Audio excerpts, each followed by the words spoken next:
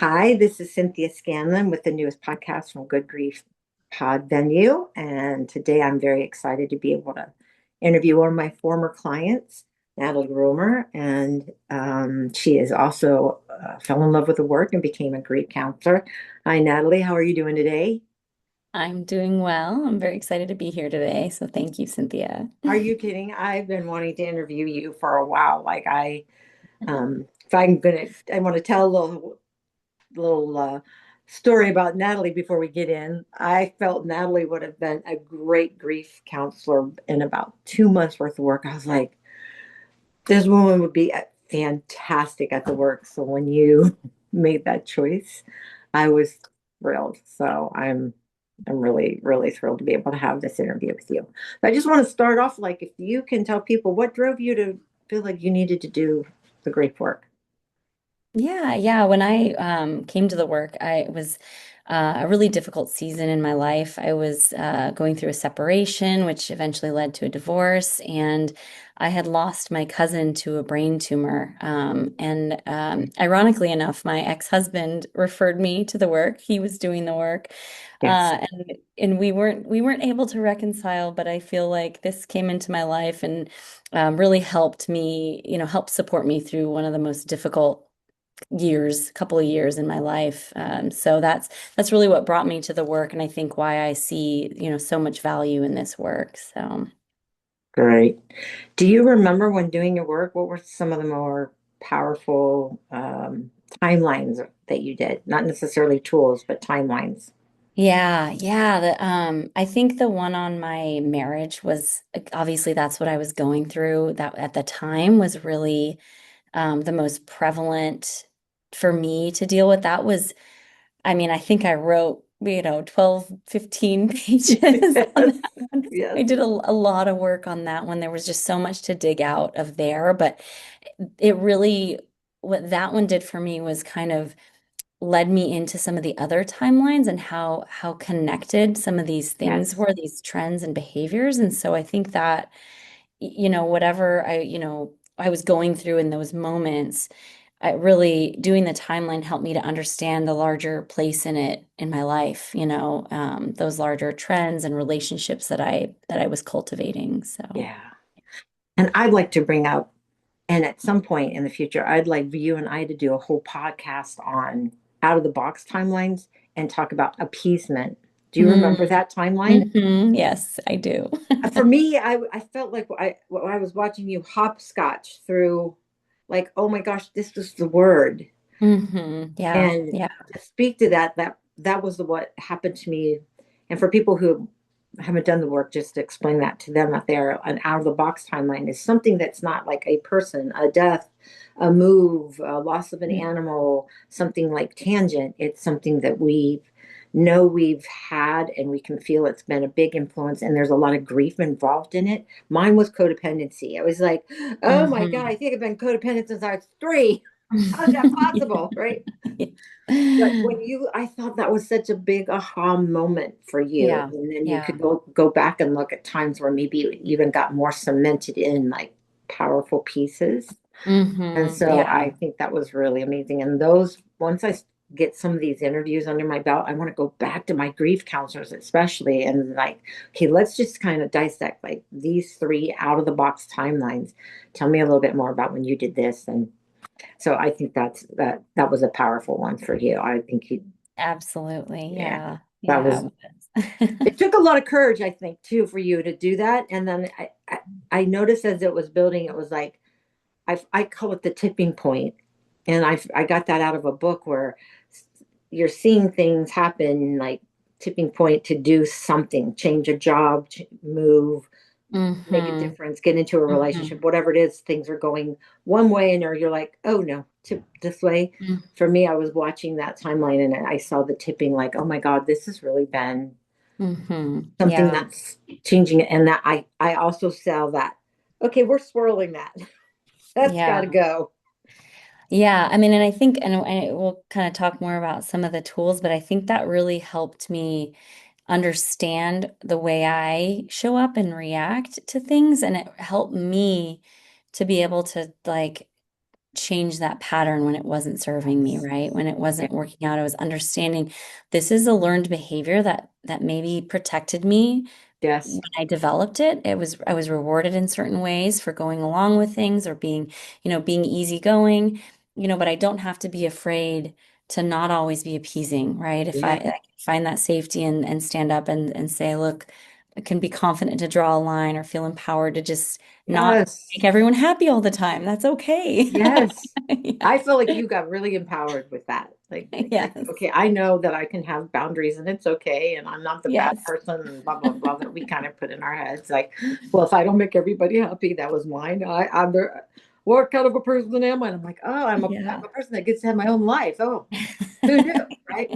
Yeah. Yes. Yes. Well, you did talk about a little bit of tools, so Yeah. I'll just mention a few for people that maybe haven't done. We do timelines. We have other tools like um, gratitude, acknowledgments, other modalities that you do. What do you notice that has impacted your life the most? What really helps you?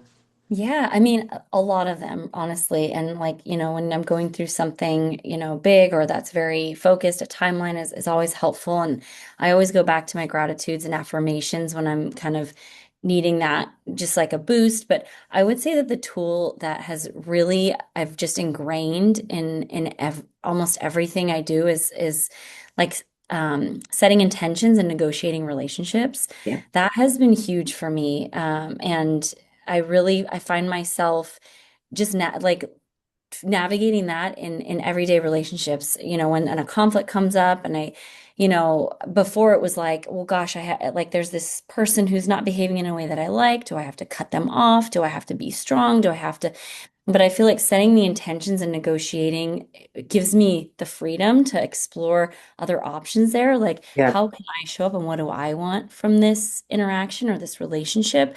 And how can I be proud in the way that I show up? It doesn't have to be black or white. There's just like so many different ways of working through those kinds of situations, conflicts, everyday conflicts. We all face, Yeah. challenging moments with friends or family. And I think I utilize that all the time. That's awesome.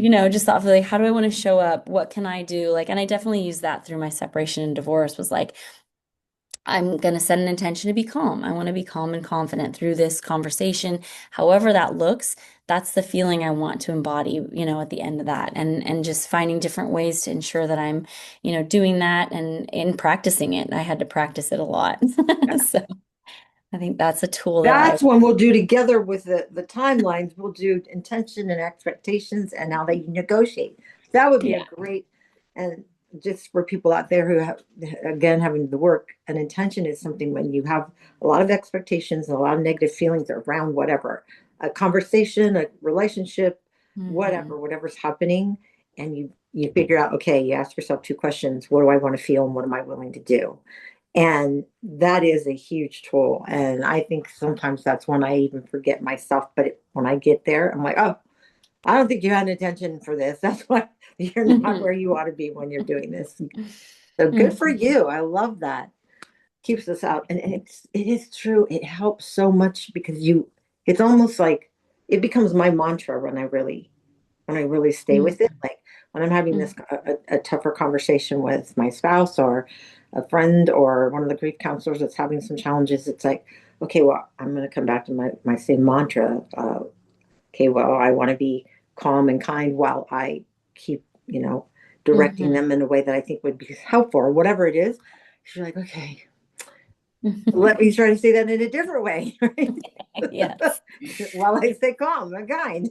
It is. Yes. Yeah. That's Yeah. and especially with kids, I think must be an amazing. Mm. Yeah. My kids are Yeah. grown, but I think that must be an amazing tool to be able to just like, okay, how do I want to show up with them while they're going through this teenage Hmm. new thing that they're doing now, Yes. Yes. or whatever they're doing. Yeah. Yeah, awesome. That's fantastic. So I know that you have a practice and you're building your practice, but I'd love to know if there's anything that you feel like you specialize in, or if or if you have goals for your future, or like what's your favorite thing about doing the work with others? Yeah, I mean, I don't have a particular specialty necessarily. I really my goal is really just to help people in the way that this work helped me. I would say I also had a lot of anger that I didn't know where to put. Yeah, And one of the things that I've just really loved seeing in my clients is a lot of times when they come to us, they're in a place where this just feels like a last resort. There sometimes there's desperation, right? Like I don't know what else to do. I don't know what is going on. And usually it's not just the grief that they're experiencing in the moment, but it's a larger yeah, pattern through their life, right? Like I want to enjoy my life. I want to be happy. I want to find, I don't want to keep showing up this way. And whenever that moment is where they show up to a session and they have this lightness about them, because they show it very heavy at first, right? yeah, These are heavy things they're carrying. We're all carrying all these things, but when you can see that kind of falling off their shoulders and yeah, they're willing to accept, actions that they need to take, that we need to take, but willing to let go of the some of that burden. Just seeing that lightness in yeah, people is just that's the reward. It's just yeah, it it's is. really cool to see that transition and then getting to show them like say like can you like look at how you are today. We're talking about this and how different it is than the first time you came, several Yeah. weeks ago or several months ago or whatever it is, and being able to see that progress is just really cool. And so I mean, I think that's my goal, to help just to help people, right? To help people through some of the most difficult times in their lives. And just, yeah, continue to do that.